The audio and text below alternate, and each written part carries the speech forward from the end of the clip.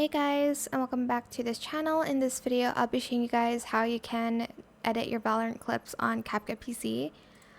So get a video of you inspecting your knife in Valorant. A good place would be Ascent, like the blue-green wide screen in the A site section, like in the attacking site.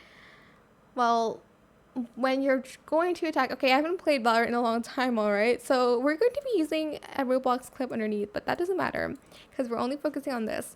Remove background, select chroma key, and select the color picker to select the green area. Adjust the intensity of the shadow, and as you can, maybe I should just not do it with the Roblox video because that just looks weird. You're just going to basically add in your Valorant clips underneath here.